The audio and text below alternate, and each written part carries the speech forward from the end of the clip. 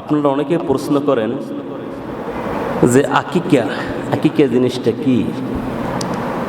আকিকা জিনিসটা হলো আকিকা করলে, আকিকা করাটা সুন্নাত। আকিকা করলে ওই বাচ্চার বালা মুসিবত দূর হয়। এই জন্য আপনার আমার নবী, নূর নবী, মায়ের নবী রহমাতুল লিল আলামিন বলেছেন, তোমরা 7 দিনের মাথায়, মানে সন্তান জন্ম হলে 7 দিনের মাথায় তোমরা আকিকা করো। 7 দিনে পর না, 14 দিনে, 14 দিনে পর না, 21 দিনে আকিকা করবে। ওই বাচ্চাটার মাথার চুল কামাবে এবং ওই চুল পরিমাণ সৎকা করে দিবে। আর যদি এই 7 দিনে, 14 দিনে, 21 দিনে না পারে, সে জীবনে যে কোনো দিন একদিন আকিকা করতে পারবে।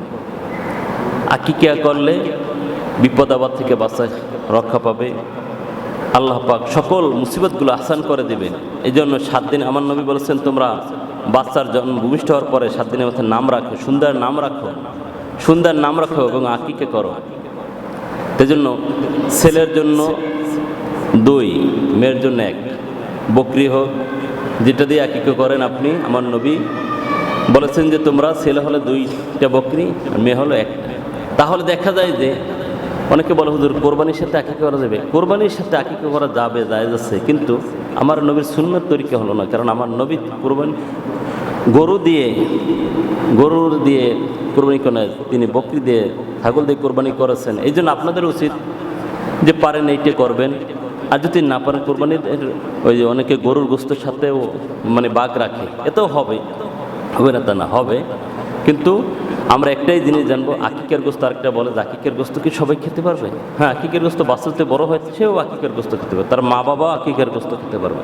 এই জন্য অনেকে বিভ্রান্ত ছড়ায় যে আকিকা করলে কেউ খেতে পারবে না। না, আকিকার গোস্ত খেতে পারবে, সকলেই খেতে পারবে, বাচ্চা যদি বড় হয় সেও খেতে পারবে। এই জন্য আমরা কোরবানি পাশাপাশি অনেকে আকিকাও করে, এবং কোরবানি করবেন, আকিকাও করবেন সমর্থ হলে। কোরবানিও হচ্ছে যখন মালিক নিসাব পরিমাণ হয়, যার উপর কোরবানিটা ওয়াজিব, সেই কোরবানি করবেন। আল্লাহ পাক আমাদের সকলকেই সঠিক বুঝ রেখে আমল করার তৌফিক দান করে। সকলে বলে আমিন।